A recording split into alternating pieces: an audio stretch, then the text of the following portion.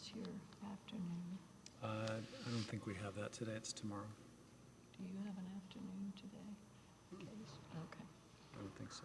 Let's see.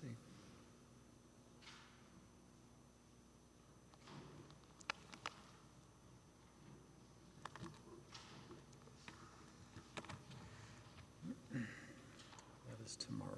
Okay.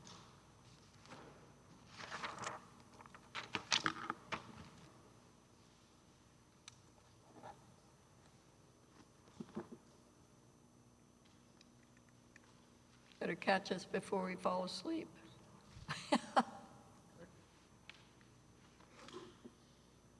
Been a long morning for us. May it please the Court, Your Honor. My name is David Messina. I represent NCC, the appellant in this case. Your Honor, we're here because the bankruptcy court completely invalidated NCC's $9.5 million mortgage based upon a motion for summary judgment that was filed by Investar Bank, a different lien holder that was a complete stranger to the mortgage agreement between the parties. Let me cut to the chase. Life is hard.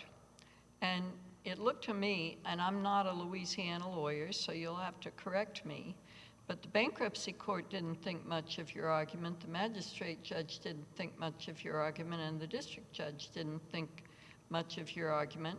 And what occurs to me is that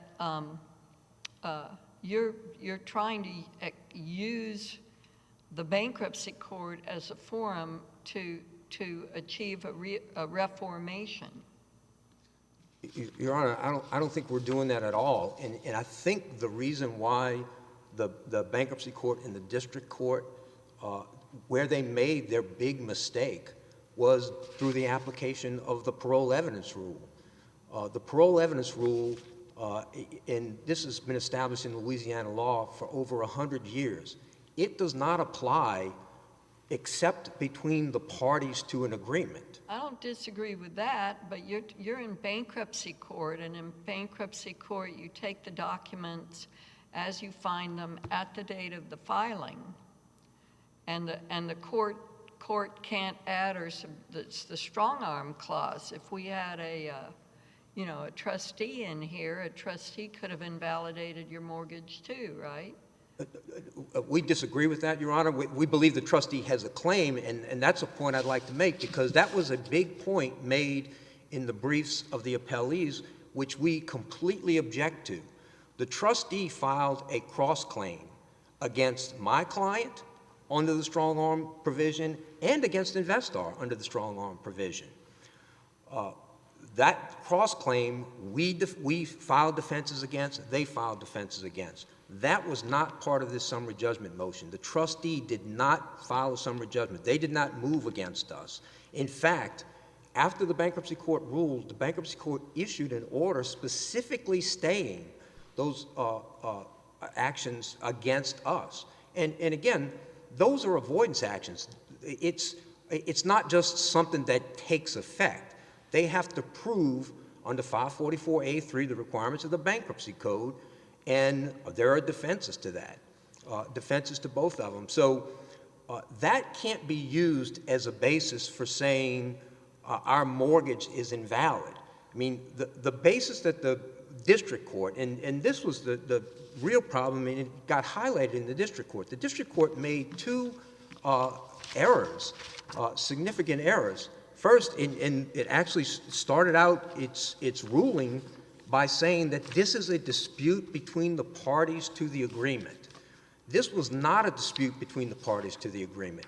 We submitted significant evidence that there's never been a dispute between the parties to the agreement, including the fact, Your Honor, that all of the contemporaneous documents that were executed at the time specifically said that this mortgage secured the loan that my client made to Mike Worley. Where does it say that in the mortgage? Are they recorded?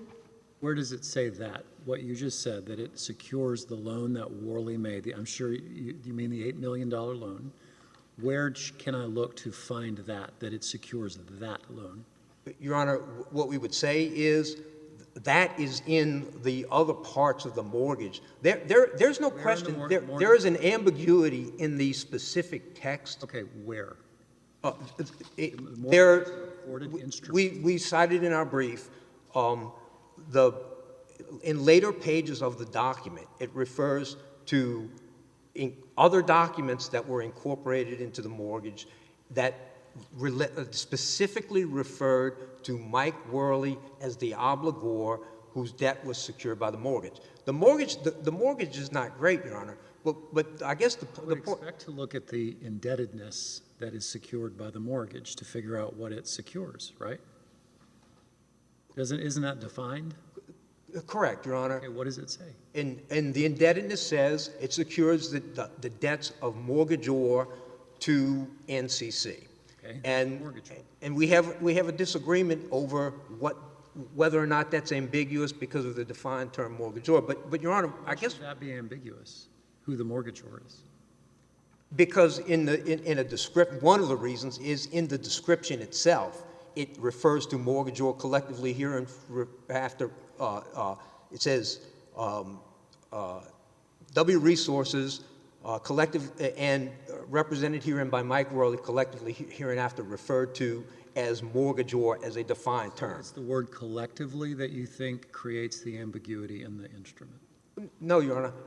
I guess my main point is we don't think ambiguity is an issue because under the Louisiana parole evidence rule, the reason why the court didn't get to our evidence of the intent of the parties, the Louisiana parole evidence rule is absolutely clear that if a third party to an agreement is trying to attack the agreement, then the evidence of the intent of the parties under the mortgage needs to come in. And that's why the bankruptcy court ruled the way it did. The case that the bankruptcy court relied on was a dispute between the parties. Same thing, the district court relied on 3 cases. And the district court actually said it thought it was a dispute between the parties. It relied on 3 cases, all involved disputes between the parties. Louisiana Who are the parties to the mortgage? The party to the mortgage was W Resources, NCC, but the mortgage was part of a loan transaction. It was and Louisiana law allows a company or any party to mortgage its property to secure the debt of the other. I thought NCC and W Resources were the parties to the mortgage. Not the case. NCC and W Resources are the parties to the mortgage. Correct. Is that not what I said? Isn't the dispute between the parties to the mortgage about what the indebtedness covers? I don't see where the district court even said that. He says Appellee Investar Bank, who also owns an interest in the mortgage properties, initiated this adversary proceeding, seeking a determination that its mortgages are first ranking. Correct, Your Honor. I don't see that accurately states the posture of the litigation. The district court is not confused about who's bringing suit. Your Honor, what I was saying is the district court made a mistake about what was the issue. This is what the district court said. This matter turns on the parties' competing interpretations of the mortgage, specifically whether the parties intended the mortgage to secure the loan agreement and promissory note. The parties to the agreement are not the trustee. The parties to the agreement are the people who sat down when they entered into the agreement. And what You're saying Investar can't invoke the parole evidence bar because it's a third party. Absolutely. But you started out by saying Judge Jackson made 2 mistakes, that premise, and what was the second? The second premise was, and this is the quote, he says, as it happens, Mr. Worley and NCC Financial engaged in a second transaction on October 27, 2015, importantly in the second transaction, and he goes on, he says, W Resources granted the mortgage. There was only one transaction. And the reason why that's significant is that loan would have never been made. Every document associated with that loan, the undisputed intent of the parties is, we'll loan you this money, W Resources has all of your real estate, W Resources will grant a mortgage to secure the loan. This loan went south in a pretty short period of time. And it would seem to me that that indicates that the debtor was having trouble making payments. And it would seem to me that a reasonable loan officer would have gone to the documents and said, oh my gosh, we need to reform this instrument. Your Honor, nobody contested the validity of the instrument. Until it mattered. And that's the whole point. But if for a third party like Investar to contest it, they're contesting it presumably because they relied on it, on a public records doctrine type issue. That's the only basis for them to contest it. And the significant part of that is their mortgages existed long before NCC ever put a mortgage on that property. So how does Investar claim that they were prejudiced by a mortgage that didn't occur until after their mortgages were already on the property? And that's the whole problem with this public. Trust might be prejudiced, even if they're not. And Your Honor, the thing is, the trust's claim is not before this court. If you look at their summary judgment pleadings, the trust never filed a motion for summary judgment on its pleadings. And so, I mean, that's a pretty standard principle of law is somebody files a motion for summary judgment, and this was a motion for partial summary judgment. You deal with what's before you. The only time that this trust claim showed up was in the briefs that were filed with this court. And the reason is, Investar knows they have to show prejudice or they have to show that they in some way relied on this document that they said misled them. They can't rely on something that didn't exist when they got their mortgages. So I understand the bankruptcy principles, and I know Judge Jones writes a lot of opinions on bankruptcy. The problem we have here is our mortgage disappeared, okay? And even if this was a ranking issue, even if Investar said, I was prejudiced by what your mortgage said because your mortgage didn't say it secured this debt, even if they could say that they were prejudiced by that way, that's a ranking issue. How does it make our mortgage disappear? There's still an agreement between the parties. It's more of a question of standing, isn't it? In other words, you're saying that if they had the prior lien, you're saying it doesn't matter what the second lien, the later filed lien means. Is that what you're saying? No, Your Honor. What I'm saying is if their basis for saying that our mortgage is no good is because of the public records doctrine, then the public records doctrine requires that they have relied on our mortgage. And you're saying they're a prior lien holder and therefore they didn't rely. Aren't you saying that? Absolutely. Absolutely. That to me goes to their standing.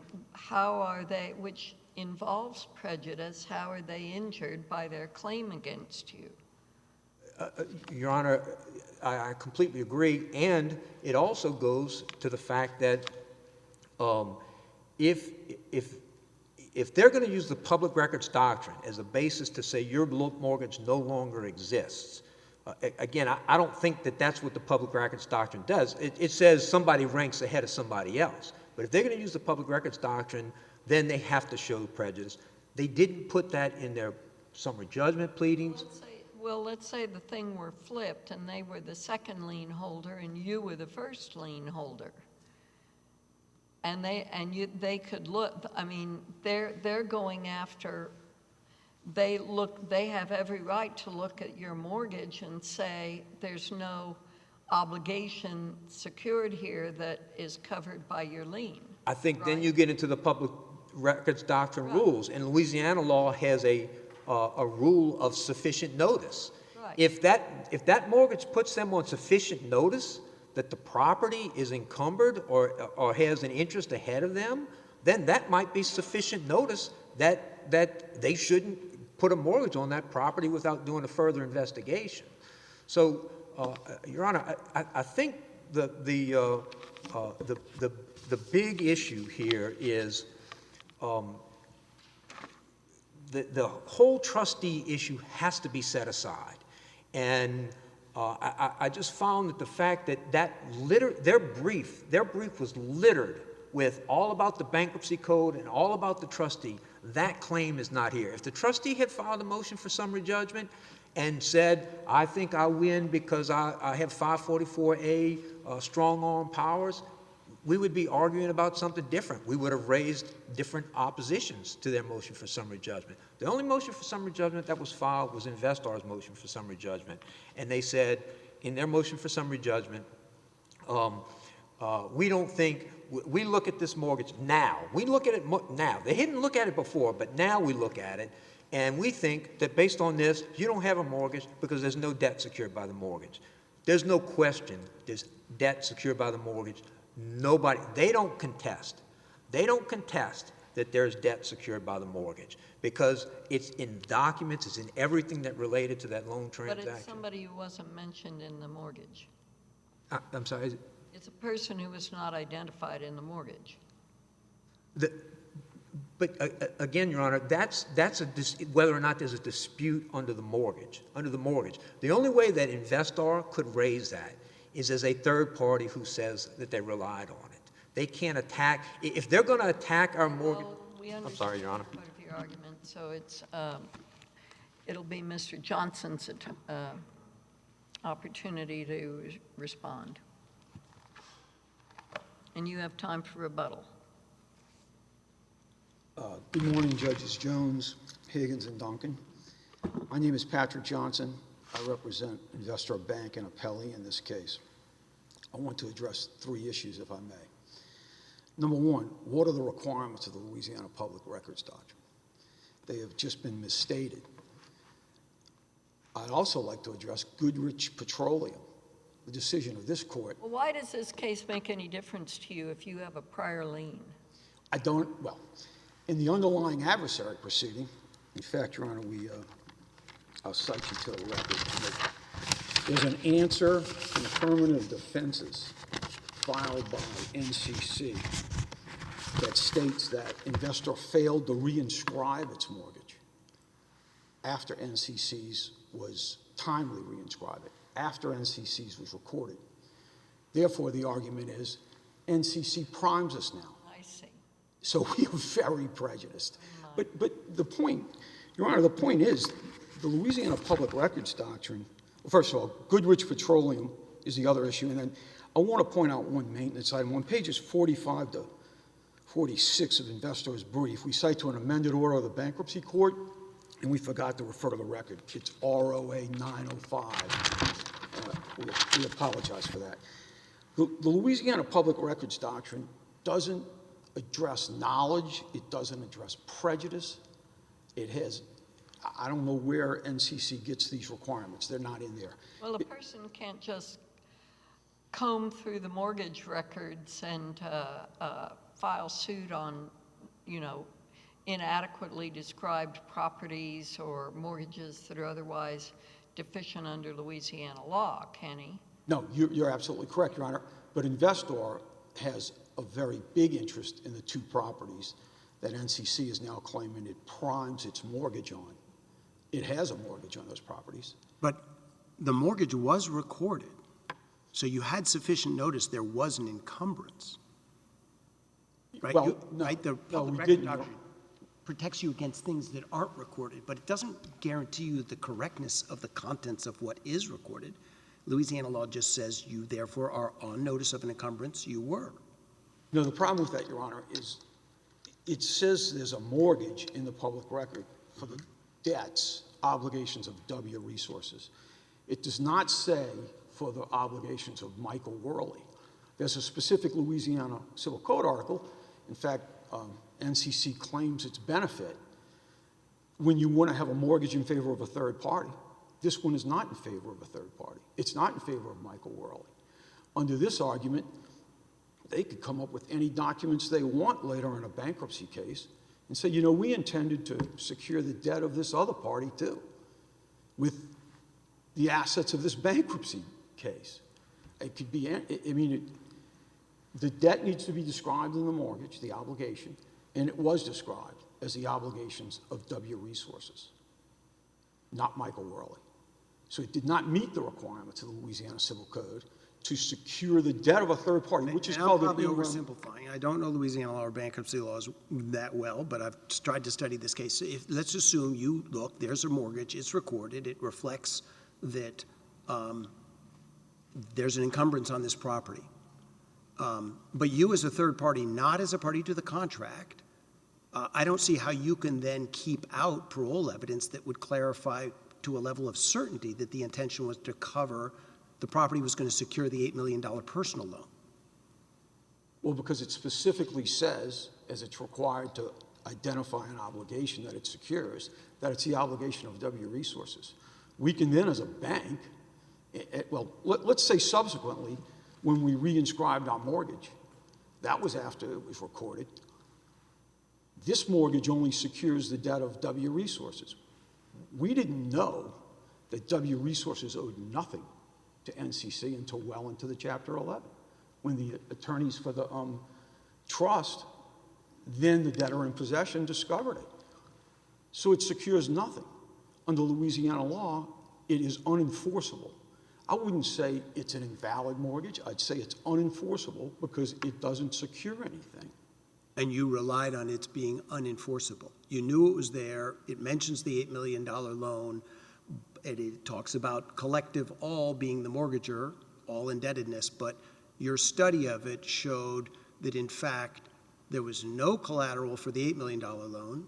And as to this, there was no indebtedness, yet the mortgage was secured. No, Your Honor, Louisiana public records doctrine doesn't require any of that. We cite many cases in our brief that the reference to other loan documents in the public record is irrelevant. And we don't have to rely on it at any particular time. It does not affect us at all under Louisiana public records doctrine. We're a third party. The estate is a third party under Section 544 of the Bankruptcy Code, now the liquidating trust after a confirmed plan. There's no I guess what requirement. I'm asking, inartfully, maybe just speak to how do you distinguish their reference to Mitchell and Smith, that you can't invoke the parole evidence bar as a party that was not in the contract? Parole evidence isn't the issue. It's the public records doctrine. Okay, so, all right, well, I thought Judge Jackson and... Judge Jackson did refer to parole evidence, and that's one way of referring to evidence being allowed to change a contract. But the reason it's prohibited is the public records doctrine.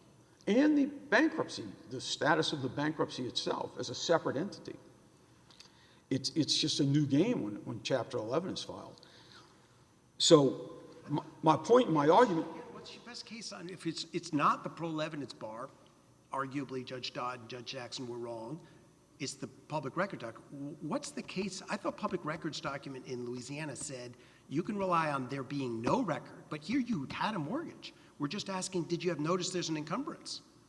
Part of the definition requirements of a mortgage is that it secures an obligation. I know that. The obligation is defined as one from W Resources. And Judge Dodd did get into the fact that this was a bankruptcy, now you're dealing with a third party. If it was outside of bankruptcy, no bankruptcy filed, perhaps they could get together. The validity of liens is determined by state law in bankruptcy. The JAB case says you have no lien when you have no debtor identified in the mortgage who owes money. Thank So you. that's, right? Yes, thank you, Judge Jones, for bringing that up. That is a case that Judge Dodd relied on directly, that we've cited. Now, technically, I don't know what it means that it's unpublished, but it must mean something. Well, it said that we could, if it's, we actually cited the authority to be able to cite that case. In Texas, you can cite unpublished state opinions, so. This one we could cite because it was on the website or something. We cited authority in our brief as to how we could cite that case. But the case is directly on point, despite NCC's arguments to the contrary. There was a mortgage.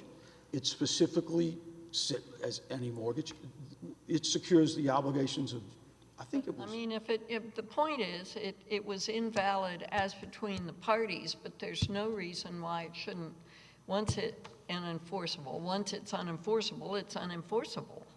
I don't see how a third party could be bound by something which is unenforceable between the two original parties. Well, I absolutely agree with you, and that's why Judge Dodd went forward, Judge Jones, and granted our summary judgment where we asked that he declare they have no claim in the Chapter 11, much less a mortgage. So they have no claim. There's no obligation owed by the Chapter 11 estate, formerly W Resources.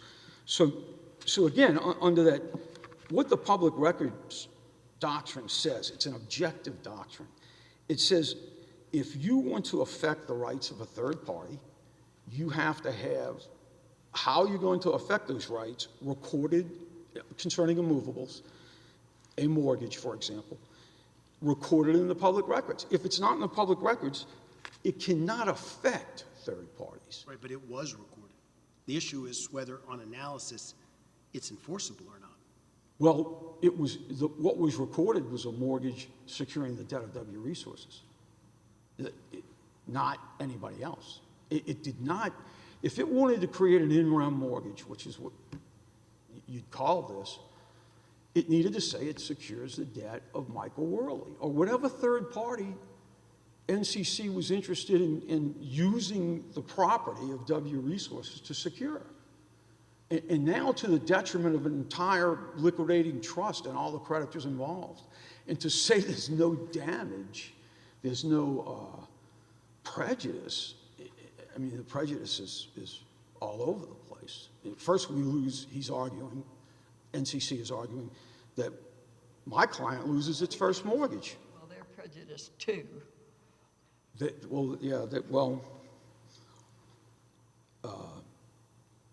They drafted the document, Your Honor, and I mean, let's keep in mind, at the same time they're arguing, we didn't reinscribe timely. They're trying to prejudice us too. We were first. So this isn't a, let's just, I mean, and why would a bank be doing what we're doing in the bankruptcy court, the district court, now this court, if it didn't feel like it was going to be extremely prejudiced if this was not recognized? NCC was able to avoid it like that, right? Under 544, absolutely. And the trustees' counsel is here. Trustees an appellee. The trustee has supported the motion for summary judgment. You know, it's part of this. And How much is your client owed? total, Yes. the bank group's owed $17 million.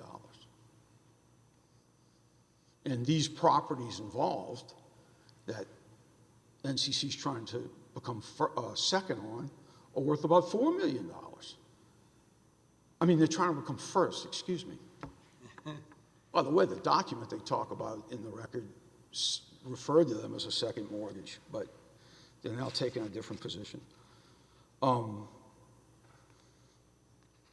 So again, and here's another important point. The intentions of the pre-petition debtor and NCC are completely irrelevant. Yeah, especially in bankruptcy. Exactly, because this is now a third party. It's the liquidating trust, and it's in this court, in its opinion, since I'm running out of time, in northern, wait, let me, I'm sorry, just give me one quick second.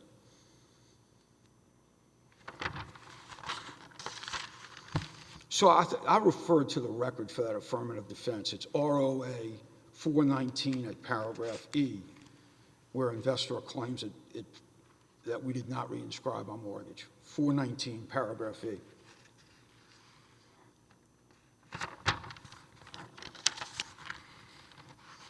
The other prejudice, although, again, it's not required, is all the creditors of the liquidating trust would be subjected to their mortgage to secure the property of Michael Worley when it didn't say it did, and it secures only W Resources debt, and W Resources owes it nothing. Okay, NCC completely ignores this court's decision in Goodrich Petroleum. Investar cited it in the text of its brief. The liquidating trust in its appellate brief cited it. NCC didn't cite it, distinguish it, or otherwise address it in its primary brief or its reply brief. It really precludes NCC's arguments in this case. It says, and Judges Jones and Higginson, you were on the panel, it says that, and interestingly, Judge Duncan, your predecessor wrote the opinion, who you replaced. I know that's irrelevant, but Goodrich Petroleum precludes NCC's arguments because it specifically applies Louisiana Public Records Doctrine in 544 of the Bankruptcy Code to this type of situation. The established law in this circuit is that any real rights in the immovable property claimed by NCC but not included in the public records are not effective against third persons, including Investar and the W Resources Liquidating Trust. As stated by this court in that case, a third person is one who is not a party to a personally bound by an instrument, such as a creditor like Investar, such as W Resources, who's a third party under 544 of the Bankruptcy Code. So we respectfully request that the court affirm the bankruptcy court and the district court in this case for those reasons. I do want to just respond to a couple of quick points that were made. I think I've adequately, well, no. The district court, there was talk about the district court talking about the parties. There's no issue here that the liquidating trust is a separate party under the Bankruptcy Code and that the estate of a Chapter 11 case is a separate party. It's a third party. So, and the other thing that Judge Jones focused on, there's no debt, so the mortgage is unenforceable. There was, that's the situation there.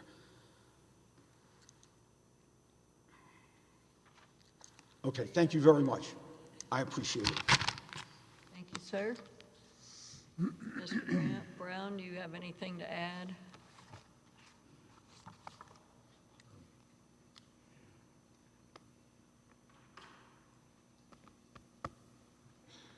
Good afternoon, Your Honors. Brandon Brown for the W Resources LLC Liquidating Trust.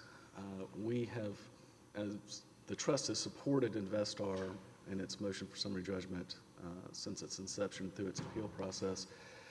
I don't have much to add in the way of the, to tag along to Mr. Johnson's discussion of the public records doctrine. I would like to say I don't think that NCC has it right. The Investar has not moved to invalidate the NCC mortgage on the basis of the public records. What they did was they moved to essentially have the mortgage interpreted under Louisiana law, principles of contract interpretation. Both the bankruptcy court and the district court found that the mortgage was unambiguous, and under its terms, only the debts of W Resources LLC were pledged, or the properties were pledged to secure only the debts of W Resources LLC. After that, the question becomes, is there any debt owed by W Resources LLC? There's no note, there's no guarantee. Certainly someone can pledge their property to secure the debt of a third party, but that didn't happen in this case. At its base, I think NCC wants to reform its mortgage. What it says is the debts of W Resources LLC are secured by this mortgage. What NCC wants it to say is the debts of Michael Worley are secured by this mortgage. That's not what it says. Is there a point why Investar carried the ball here? The trustee could have done it, right? Yes, we could have. Investar wanted to, and in fact, during the bankruptcy case, the bankruptcy estate moved in motion practice under filed the same motion that is in the complaint. NCC, we discussed and we pulled the motion, but eventually once the adversary proceeding was filed by Investar determined to be the moving party, we supported it. Your Honors, I yield the rest of my time. All right, sir. That's fine. Mr. Messina?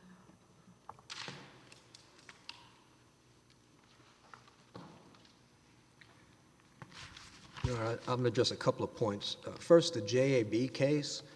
The JAB case is not this case. What happened in JAB, the mortgagor who was denying that the debt was secured by the mortgagor said, I never granted a mortgage to secure that debt. There was a dispute between the parties. There was a person who had a debt that was trying to take advantage of the fact that there was a mortgage that existed and said, this is secured by your mortgage. The mortgagor said no. It was a dispute between the parties. There's no dispute between the parties here. The mortgagor and the debtor all agreed that this mortgage was secured by the NCC mortgage. So that case is not on point, and it gets to the parole evidence rule. I found it interesting that Investar's counsel said parole evidence rule is not the issue, but that's the basis upon which the bankruptcy court and the district court ruled. They didn't rule based on the public records doctrine. Mr. Brown, for the trustee, just said they didn't file their motion based upon the public records doctrine. They filed their motion based upon what the intent of the parties was underneath the doctrine, underneath the document, and what the document itself said. In order to interpret that document, Louisiana law is absolutely clear. When a third party is attacking a document, you're entitled to introduce parole evidence. That parole evidence unquestionably shows that that mortgage was secured that Mike Worley debt. Part of the problem is, I read the summary judgment hearing, and I'm sure you remember it, in January 2020. Mm-hmm. And you specifically asked Judge Dodd, you said, we would ask the court to reform the mortgage and acknowledge the mutual error. Your Honor, I believe that it's in the transcript. I don't think reformation was the issue. I think part of what the Investar did in their moving pleadings, they said, we think that the document has to be reformed. We don't. No, but then we don't think that the document has. You now say you don't, but you told Judge Dodd we asked the court to reform the mortgage. Okay. So that didn't look like an ambiguity. Let's refer to parole evidence. It looked like a statement asking the court post-petition to reform the mortgage. Maybe it's just one of alternate arguments, but Your Honor. That seemed to me why they go off into the parole evidence rule, they being Judge Dodd and Judge Jackson. I think if reformation was an issue, if you look at the rules on reformation, again, if you have to reform a document to make it say what the parties intended to say, then you can't do it in prejudice to a third party. Again, there's no prejudice here. The only prejudice I heard, and It sounds to me as if there is prejudice if you're trying to say they're actually they're saying they're the first lien holder now, right? Well, Your Honor, it's interesting because that's the first I heard that the prejudice they claim is based upon their failure to reinscribe their pre-existing mortgage. That's not prejudice in reliance upon our mortgage. That's their prejudice for their failure to reinscribe. Well, it wouldn't make a difference if there weren't something that claimed to be prior, though, right? But, Your Honor, I think the prejudice has to apply when they got the original interest. I mean, if they're prejudiced, and again, those are claims between the parties. If they're prejudiced because they failed to reinscribe, then that was their cause. It's not based upon something they did in looking at our mortgage and saying, well, this mortgage didn't secure any debt. And you can't tell, looking at the mortgage, that's the main thing about the public records doctrine, is all the mortgage has to do, any document, recorded document has to do is to provide sufficient notice that the property is encumbered. If it provides sufficient notice, that's good enough for the public records doctrine. Your Honor, what I would say, just in closing, a lot of the arguments that were made are based upon the bankruptcy code and bankruptcy code rights and bankruptcy code issues. That was not part of the summary judgment motion. I would ask, this was a $9.5 million mortgage granted on the summary judgment.